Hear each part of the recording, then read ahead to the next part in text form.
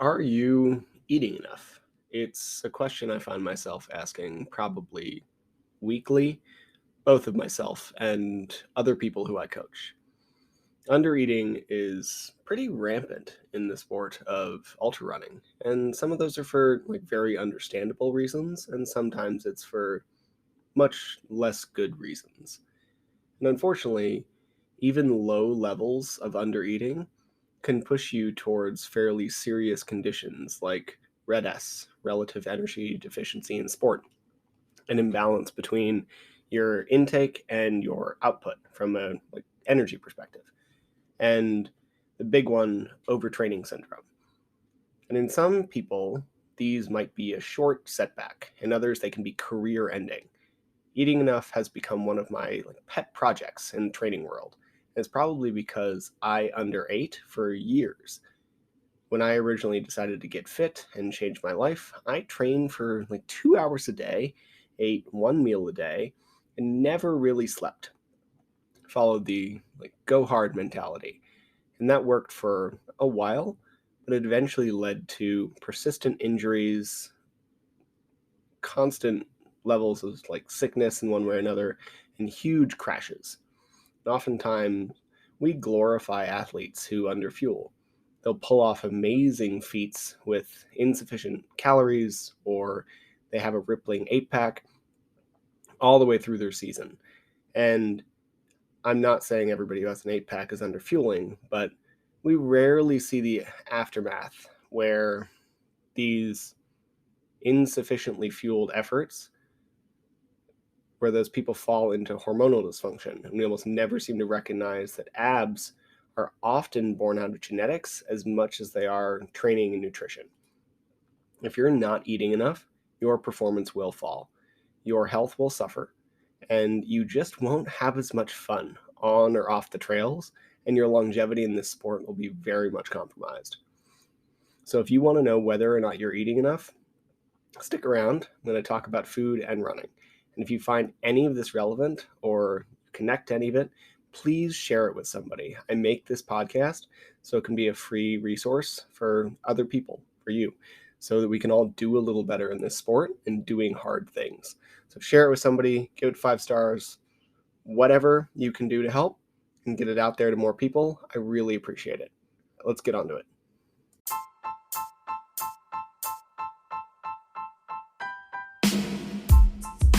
Welcome to the Eat Well, Sleep Great, Run Far podcast.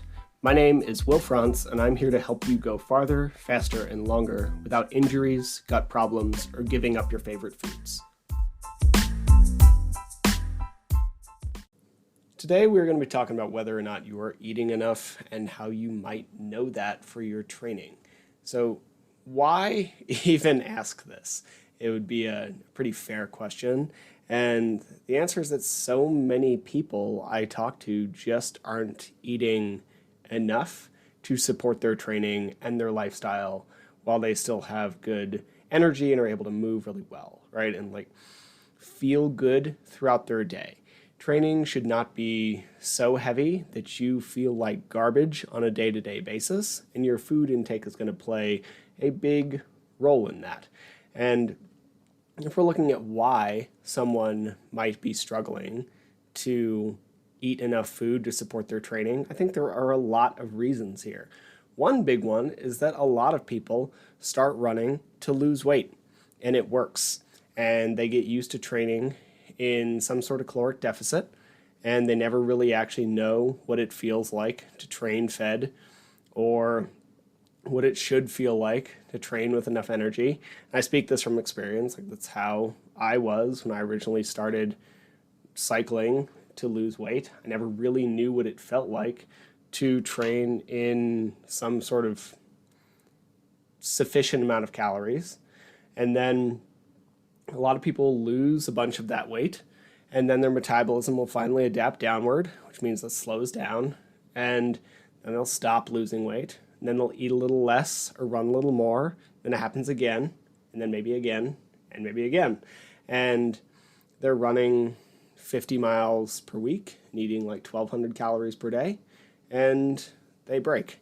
And that is a pretty common story. that particular progression is pretty excessive, depending on how much you have to lose or what your personal story feels like. But you might go through a couple cycles of this where you keep increasing activity and keep reducing food intake until eventually your body just isn't willing to deal with it anymore, and you kind of fall apart. And then another reason is you might be perfectly fine. You might not be running for weight loss at all. You're just trying to increase performance. You have a pretty good relationship with your food and your training throughout the year. And then you increase your training cycle to improve performance, and you just don't up your food enough to correspond with that increased training cycle. And if we were looking at a 30-mile maintenance, which is pretty standard for a lot of ultra runners, it'd be high for me as someone new to it, but it's pretty normal for a lot of people. If you're looking at like a 30-mile maintenance, and then you're looking to get to 60, 70, 80 mile weeks to train for your 100-miler, you need to greatly increase your food intake because you're over doubling your activity. And especially at that high level of activity, we're probably going to add a good 1,000+ calories per day in order to support that activity. And if you don't do that, you're very likely not going to fuel your training well, and you might end up leading more towards something like RED-S, which we'll get to we'll get to it in a minute. I also hear people say, like, I always lose weight going into a race, or like the last week before a race, I drop a bunch of weight, and it's not great, very honestly. You should, if you're looking to lose weight, we should lose that much farther away from your race, like 2, 3, 4 months out. And if you have less than 20 pounds to lose, whatever that obscure number means, you probably don't need to worry about it in general, or accept that you're compromising your race performance and potentially your health in the process. Like, look, I really don't care if you want to get lean enough to get onto a bodybuilding stage on a Friday and then run a 100-miler on a Saturday. It's your life. I don't think it's wise, but do what you wish. But if you get really lean, we're talking like 3, 4, 5% for men, 5 being at the upper end of what you'd see on a bodybuilding stage, and like 10, 11, 12% for women, you are not going to perform very well. You are going to perform worse. You just don't have enough fat to have enough hormones to push yourself well. Everybody has their sweet spot of what is normal or good or average or stable for you when it comes to calorie intake and body fat percentage and all this stuff. But you have a space, and I promise you, for a man it's not 3%, and for a woman it's not 10. Like, some of it is genetics, some of it is training history, some of it is dietary history, some of it is like the rest of your life, how much stress you have going on elsewhere. Some men might do fine at 10% body fat, while others might need something like 15 to perform well. And I really don't care what your running friends Becky and Brian do. They're not you. So don't try to copy their diet. We should also look at not trying to copy the diet of some random athlete, because I would say most high-level athletes, until they are really up there and getting professional help from a dietitian, often come to prominence in spite of what they eat, not because of it. Individual variation plays a huge role here. And a lot of the time, people are just going to have a ton of talent and excel at their sport far before they really know what they're doing or know how to support it well. So if you're trying to copy someone who has more of a dietary strategy than they have a training strategy, something is probably going on there. And it might work for them due to some genetic variation. It probably is not going to work for you. So let's look at what overtraining even is, because that is really what we're asking when we're looking at, are you eating enough? It's, are you overtraining? Are you moving towards RED-S? Are you looking towards the female athlete Triad, to use a older but still very useful piece of language? So is overtraining real? Sure. What is it? It is a lack of balance between training and recovery, where you are training more than you can recover. And if we're going to take that perspective, then it is not really overtraining unless you train so much that you physically could not recover. And my typical go-to example here is James Lawrence, the Iron Cowboy. A lot of people know who he is. He's done a lot of things. One of the things he did was in 2021, so last year, he did 101 Ironmans in 101 days. And it was impressive. He finished. It was originally supposed to be 100. He did another one for good measure. Man is incredibly impressive as a human. But the part that we often don't hear about stories like that is he was broken for 3 to 4 months after that. I saw him in December of last year speak live at a conference where I was for fitness, and somebody asked him what the aftermath of that 101 and 101 days was, and he basically said he couldn't really move, he was kind of broken, he was stuck on the couch, he was unmotivated, he was drained, he was tired all the time, he gained a bunch of weight for the span of 3 to 4 months. And this is classic HPA axis dysfunction or adrenal fatigue or whatever you want to call it. Overtraining syndrome. This is what this stuff is. And he trained or performed for 15, 16 hours a day for over 3 months. He had to eat 8 to 10,000 calories per day. There was physically not enough time for him to sleep enough to recover, right? Just not enough hours in the day. So that's very clearly overtraining. If we're going to put this on a spectrum from overtraining to under recovery, they're intertwined. You can't separate them. But that is absolutely overtraining. When there is not enough physical time in your day to recover, no matter how much you tried to do so. He was eating Big Macs on the bike. He was trying, and it just wasn't there. Most of us, however, just under recover. Yes, we train hard, we push hard. 10 hours of training a week is a lot for a lot of people, but it is not that. It is not running, a 50-miler every day type of work. So how do we recover? It is a mixture of many factors. It is sleep, it is food, it is the right kind of food, you need enough protein, which is about 0.8 grams per pound of body weight to help your muscles restore. You need enough fat intake, which is at least 20% of your overall calories, probably closer to 25, 30%. And you need enough carbohydrates to restore glycogen levels and perform well. And that last one is not necessary if we're being very explicit, but it's a pretty good idea. And I'll get into more of that in a second. We also need hydration. You need to have enough fluid in your body to, digest food and stay hydrated and not fall apart. You need some low-level movement. Recovery actually happens better at low forms of movement than just stagnancy. Granted, if you're doing something like 100 Ironmans in 100 days, the other 8 hours of your day should be on your back in a van trying to sleep as you get to your next Ironman. But for most of us, we should probably take a walk, or if you're training your legs really heavily, then we should do some air squats rather than heavy barbell squats, right? Low-level movement helps you recover faster. We also see this from a cardio perspective. If we're running or jogging or walking at 120 beats per minute as a heart rate, you'll actually see faster cardiovascular replenishment than you would just sitting down if you're training something like 1 to 2 to 3 hours a day. Let's go back to carbs because, yes, they're not necessary. You would not die if you never ate a carb again, but it's not a great idea. This is why I'm not particularly a fan of the low carb for athletes thing. I'm not a high carb person. On average, I eat fewer carbs per day than the average American who sits at a desk, even in a heavy training cycle. Run the numbers. My long run days tend to come up to about what the average American consumes on a daily basis. But it doesn't mean we should get rid of them entirely. We don't need to be getting rid of an entire food group when we're doing a sport with a reported, which means it's higher, by the way. Most people don't report their tiny injuries. Nobody's going to know when we're looking at studies about my calf strain.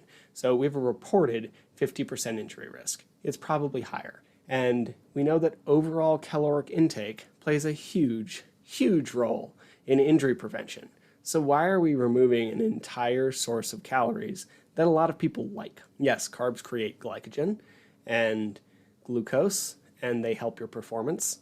they help explosive efforts, it's a faster fuel, all of this stuff.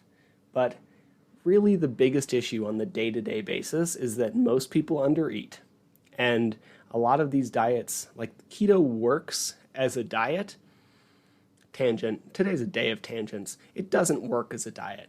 Any diet that you have to keep returning to doesn't work. This is why I'm not a huge fan of things like Weight Watchers. A mentor of mine, Mike Milner, pointed this out to me. You'll hear commercials for Weight Watchers. I love Weight Watchers. I go back to it whenever I need to lose weight. If it worked, you wouldn't have to go back to it. And same with keto.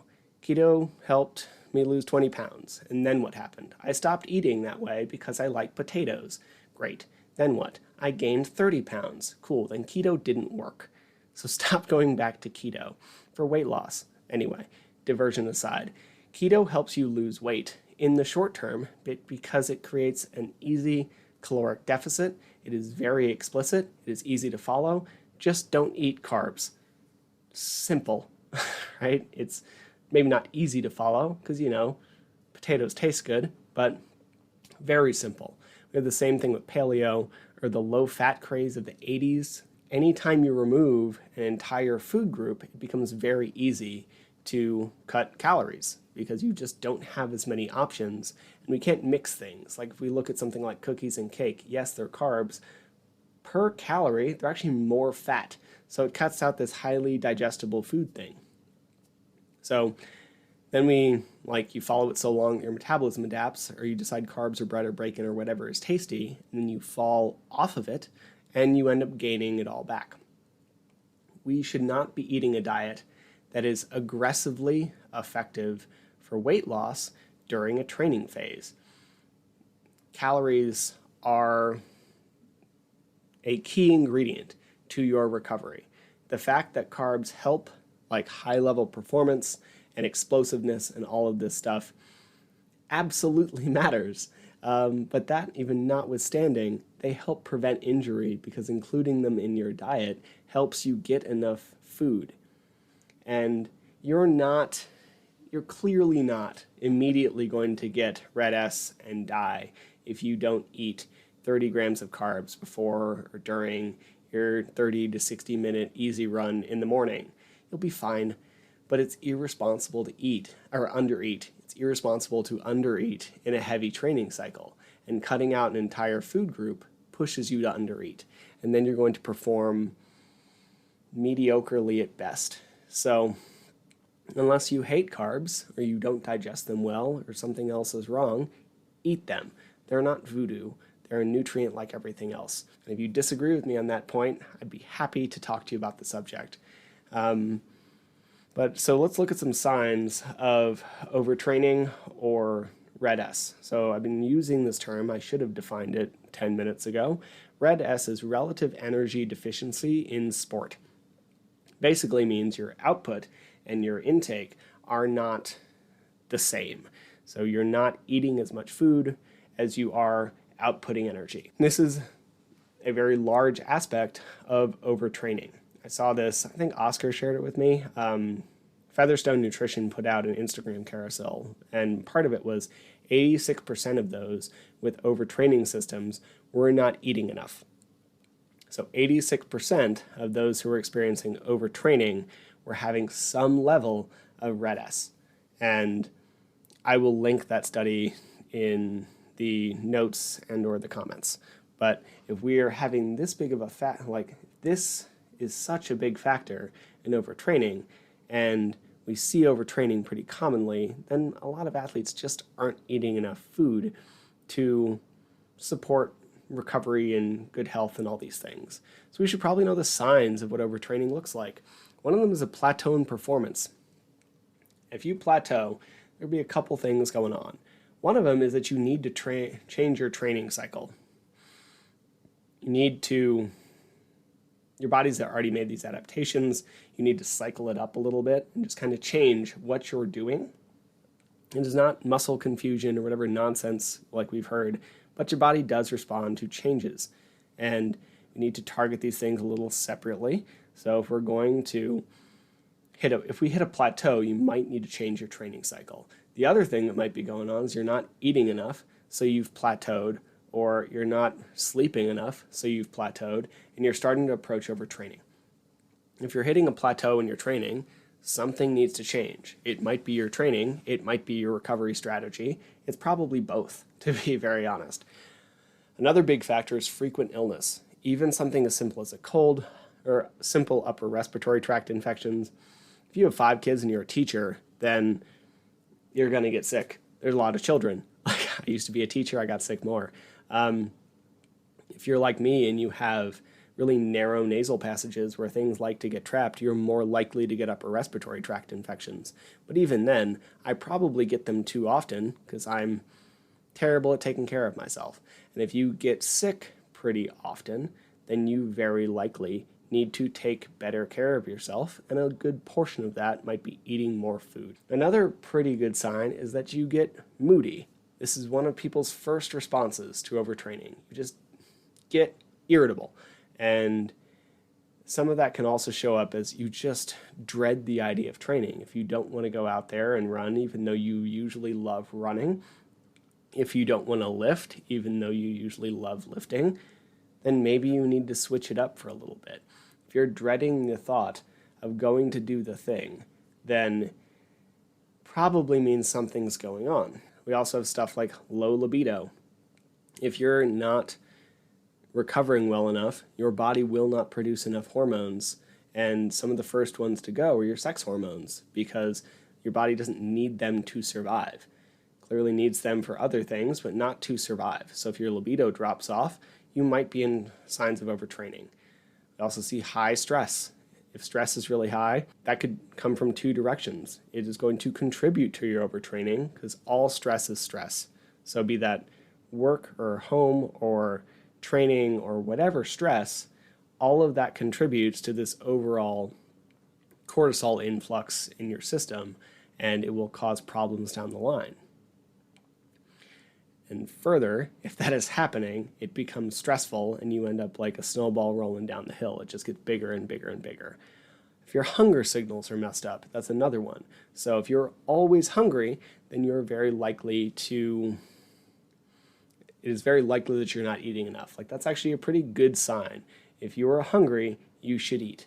Unless you are trying to lose weight, then if you're hungry, you shouldn't be starving, but hunger is a pretty good signal there. If you're losing weight and you're not hungry, that means something is actually probably wrong. Now, if we also look at if you're never hungry, we hit the other end there. It means you've already gone through that phase and your metabolism's already starting to adapt. So that's kind of what's going on there. If you have low energy, you shouldn't feel like garbage all the time, right?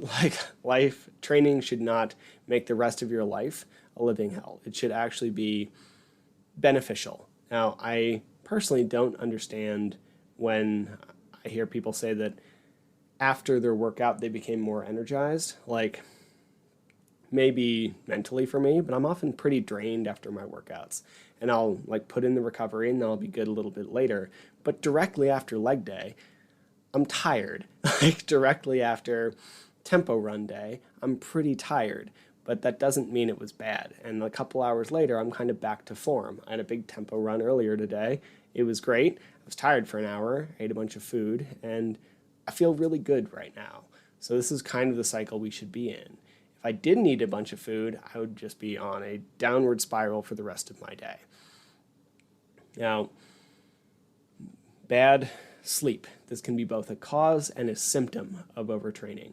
If you are not sleeping well, then you might already be in overtraining, or you might be pushing yourself towards it. Because here's why. So when you sleep, you create all these hormones like human growth hormone and testosterone and estrogen and these things that will help your recovery. You need these things to recover. And they are made in your sleep, specifically deep sleep. So if you're not sleeping, you're pushing yourself towards hormone dysfunction and you're going to have problems. On the other end, if you are already overtrained, your cortisol is going to be inherently higher, as we've already talked about. And when your cortisol is super high, you can't really make melatonin, so you're just going to stay up and roll and toss and turn and struggle. So if you're struggling to sleep, it is very likely that you're in some cycle of overtraining, one direction or the other. It ends up in this spiral where it might cause the problem to start, and then it fosters the problem and causes the problem, fosters, etc. So like this is what happens. Then we have a couple other ones. Poor digestion. If your digestion's off, it usually means something is going wrong. If your digestion's always off, we should probably fix that because it probably means you can't ingest calories properly on race day. And then if we're looking at females, an irregular or absent menstrual cycle, if you're someone who should be menstruating normally, then that is also not great. It is a sign of an estrogen or progesterone imbalance, and we're having problems there. And then finally, if your weight is stable, even though you feel like you should be losing weight. All of these are pretty good signs that food and output and intake are just off, and we need to probably eat more as our first step, because you cannot do really much of anything with an adapted metabolism. If your metabolism isn't working for you, then you aren't going to do well no matter how hard you try. So we need to fix that metabolism first. You need to restore that metabolism first, and then you can perform well or lose weight or live forever or whatever you're trying to do. But you must fix your hormones and your metabolism first, or else it's not going to work. Now, I'm going to link another article in the comments and notes on this. It's an article from Runner's World, which I know people have their opinions on for good reason. But it's about Jake Riley, and he is a professional marathoner, and he is currently struggling to come back from RED-S. And really, everyone should read this article. It is well written, it is informative, it is about an athlete, specifically a male athlete, because a lot of people have the vision of someone who struggles with this as a very gaunt female with an eating disorder. A male athlete who's been affected by RED-S, and it tanked his performance, threw him out of Olympic consideration, and he's working really hard to come back in the next couple of years. And nobody's really sure if he's going to do it. He's still in the middle of it, and that's what makes it so appreciated by a lot of us, that he is open and out and talking about this, because this condition is very common, way more common than you will ever hear about. So I promise you that you know someone who is affected by RED-S, and whether that is, it is pervasive and it's sneaky, and one thing that often makes it worse is that you can see some short-term improvement a lot of the time when you start to go in an energy deficiency. And there might be a couple reasons for this. Some people say it is direct improvement from the weight loss, but other people will say that it is, this is more the camp I fall in, that your body is just leveraging cortisol, which kind of feels like a magic hormone when you're on it. We call these people cortisol junkies. When you're really pushing hard into using cortisol, then you can feel like you can do anything. You feel like you can run through a wall, and then you fall, and you fall hard. So I promise you that you probably know someone who has been affected by RED-S, even if you have not. And what's really frustrating to me and a few other people is that this article about someone struggling with this is in the section of Runner's World called Nutrition and Weight Loss. And it's next to other articles like adding table salt to food may lead to shorter life expectancy, study shows. And these are just not well done for runners. These are not targeted towards athletes. They're not whatever. So this is the climate we're in, that we're pushing for weight loss in an athletic magazine next to articles about someone struggling with RED-S while trying to perform well. It's hard. So it is not surprising that anybody in this sport might be undereating. It's really common. And if you think you might be, I'd be happy to help you figure it out. Just shoot me a message and we can assess your food and see if it might be enough for what you're doing. So open invite, message me, and I'm happy to look at it. It's a passion project of mine, and we need to go further, then we can talk about that, but I'll glance at it for nothing. It's a thing I would love to fix in this world. One thing before I head out, if you have any comments or questions for tonight, please feel free to pop them in either of the chats, and I will address them before we leave. But I wanted to address really quickly bonking or hitting the wall, because I saw a bunch of people who joined the group recently mention that they've been hitting the wall or bonking or struggling, and it feels like a topic that I see a lot. So let's just address what that is, what it means, and what's going on. The reason you're bonking is you ran out of carbs. The end. That is it. That is what's happening. Your muscles had glycogen in them, which is fuel, and now they don't, because you've been running or hiking or doing whatever for long enough to completely deplete it. And if you don't want to bonk, then you should eat more carbs. That is it. You can fix it with other things. For example, protein will eventually turn into carbohydrate and replenish glycogen if you eat an excess of protein. It will also turn into fat if you eat a severe excess of it. But why? Like, the carbohydrate going to glucose, going to glycogen is a much faster process. It requires less of your body. If you're bonking out there, eat more carbohydrates, probably specifically highly digestible carbohydrates, because you're actively working. You're not going to end up with insulin problems. You're not going to end up with whatever it is. I mean, talk to a doctor if you're worried, but they've never shown these to be a thing unless you're already really sick. Eat more carbohydrate and you won't bonk or hit the wall.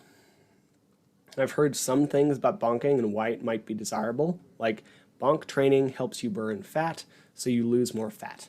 As in, it's a good dietary approach for those looking for weight loss. And I guess that's technically true. If you have no carbs to burn, then you will burn a higher percentage of whatever calories you're burning as fat. But it's not actually more efficacious for fat loss at all. Fat loss is about two things. One, energy balance. If you are eating more than you burn, then you're going to gain weight. If you're eating less than you burn, you're going to lose weight. Now, it is not to say that if you plug it into a calculator or MyFitnessPal or Chronometer that they're going to give you good advice. They're probably not, but the overall concept of you cannot create or destroy actual energy in the world holds true. So we need to appreciate thermodynamics and that it is about calorie balance, even though calorie balance might be really hard to define. And the other thing is about muscle maintenance. So if you're trying to lose fat and you don't work to maintain muscle, then you're going to end up losing a lot of muscle. And this happens a lot when people try and do a ton of cardio for weight loss when they're already kind of lean. They'll pair off pretty equal amounts of muscle and fat, and they actually end up in a worse place than when they started because their body fat percentage might increase even though they've lost weight.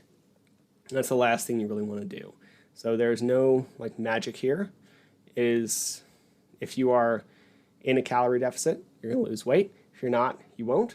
If you do resistance training and eat enough protein, you'll maintain muscle. And if you don't, you won't. There's not a lot else to it. I'm not saying it's easy. Some of those things are really hard. A lot of the time it's more mental issue than anything else. I have struggled with weight or fluctuated weight for a very long time.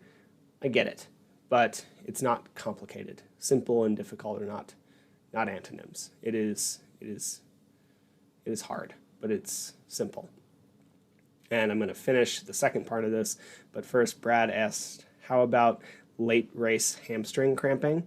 I have some thoughts on that. How late are we talking, Brad? And what's your hydration like? What's your fueling like? Are you taking in sodium? The more information you want to share, the better I can do for you. I will also link my podcast on cramping directly in the comments and notes when I'm done here. But if you give me more information, I can answer more right now. Oh, I've also heard that bonking helps your muscles learn to store glycogen better, which is just incorrect. It does not work like resistance training. They thought that for a little bit, but it doesn't seem to be accurate. In fact, bonking, and even if it were, bonking leads to slower recovery and slower adaptations. So even if the adaptation were slightly bigger, you're going to make that recovery to that adaptation slower. So you'd be better doing like smaller incremental processes because you will get to the end goal faster. Staying properly fueled teaches your muscles to do their job better. You do not need to bonk to train your muscles to store glycogen. They're pretty good at it, and they get better at it if you feed them more glycogen as you run. That is actually how you train them to do that. Now, you will have an upper limit. Everybody does. It is pretty well dictated by your muscle mass. Muscles are not, completely complicated organs or tissues, but some of it is going to depend on your ratio of like type 1 to type 2 fibers or slow twitch, fast twitch, whatever you want to call them. There's intermediary fibers. Your personal glycogen storage is going to vary a little bit, not a lot. And the way you train to store more is, one, build more muscle. You're not training anything there, but you have more of a storage capacity, specifically in your legs. So get bigger legs, and you will store more glycogen. Get better connection to your leg muscles. Then you can use more of them more often so that you're not relying so much on like a few fibers, because the whole fiber has to contract in a muscle. It's these long spindles. So the whole fiber contracts. But if we have a bundle of these fibers, like imagine a bundle of pencils, a couple can contract, and we want all of them to contract. So that's really what we're looking for here. And so if we train better, we'll get better at that. If we eat more glycogen, we'll also get better at that. And if we are not getting enough glycogen, then you have a much higher risk of getting injured, having to take a week or 2 or a month off, and then you're going to lose all your gains anyway. So if you can show me a study that shows that glycogen depletion training leads to better glycogen storage, that leads to a practical performance application, I'm happy to recant all of that, but I don't think I'm wrong. But I will admit if I am. I have changed my mind on a lot of things. Carbs, I used to be a keto person, clearly not the case anymore. So let me know, and I'm happy to talk about it. Brad, 3 hours in, eating and drinking everything, salt pills, goo, noon, etc. Cool. What's your sweat rate? And are you drinking enough to completely replenish that sweat rate? That'd be the first thing I'm doing. If you don't know your sweat rate, you should do a sweat test. And that's in my hydration guide, which I'll also link in here. If you do know your sweat rate and you're drinking enough to replenish that, make sure you're consuming enough sodium in ratio to your fluid intake. So we should be looking like 500 milligrams of sodium to 500 milligrams to a gram of sodium per liter of fluid. Some people are a lot higher. Some people are up to like 1.72 grams. That's really high. I can't, recommend that for you, but it's a possibility. I'll say the worst cramps I've ever had are when I went on a 14, not particularly well trained, so that's a factor as well, but like I went on a 14-mile run with 4,000 feet of elevation, and as I hit the top of the mountain, I realized it earlier, but the cramping started like just as I was hitting the top of the mountain, and I realized about 4 miles into that whole thing that I'd forgot all sources of sodium. Plenty of carbs, no sodium, and it just led to the worst fire my quads have ever had, and that would be one thing. Cool, redo sweat test, not a bad idea. And then how much sodium are you taking in per liter? So sodium could be a thing. Another thing that tends to lead to cramping is potassium, so you might not be getting enough of that. You say salt pills, goo, noon, etc., but depending on your salt pills, that might not be particularly high in potassium, and you might have higher needs depending on your diet. So for example, and again, I don't know you super well, but if you have, like if you ate carnivore, then it's a much higher risk that you're going to come in to the race with a potassium deficiency anyway, because more potassium comes from plants. So you would need to eat even more during your race to overcome that, right? And you say you're a heavy and salty sweater. I would say redo your sweat test if you haven't done one in the past 2 months, because unless you're, in Australia in the winter, it is hot and your sweat rate's probably changed. And then we probably need to reassess your sodium intake and see how that does. And I would probably push your sodium until salt tastes bad. You have a really good sign of if you're drinking or taking in too much sodium, because sodium starts to taste bad. Have a really chill day where you do nothing and then go eat a teaspoon of sodium. It's going to taste bad. If you have worked all day and you haven't had much sodium, it's going to taste like straight salt will taste good. Yeah, it's been 3 years. I'll do one tomorrow. We'll be warm. Great. I think that's the best bet. And then for real, if you get that result, feel free to message me, and I'm happy to help you dial it in. Absolutely honest offer. Just shoot me a DM. It'll take me like 3 seconds. It's not a burden. All right, y'all. If you have any more questions, great. I'm not seeing anything else, so Brad, message me tomorrow when you figure that out. I'm happy to help you out. Everybody else, thank you so much for being here. I really appreciate those of you who stuck around, talk about food and intake and RED-S and all that stuff with me. I'm going to head out and go teach a lifting class. Hope you all have a great rest of your evening, and I'll be back next week. See ya. Thank you for listening to the show. To be clear, I'm not a doctor nor a registered dietitian, and nothing you heard was medical advice. You should always speak with a qualified medical professional before making any changes to your training regimen. If you enjoy the podcast or found it useful, please take a couple seconds to give it a rating or share it with a friend. Every little bit helps. And if you want more of this information, please head to the Trail and Ultrarunning Nutrition group on Facebook. You'll be in good company with other like-minded people who like to do hard stuff outside.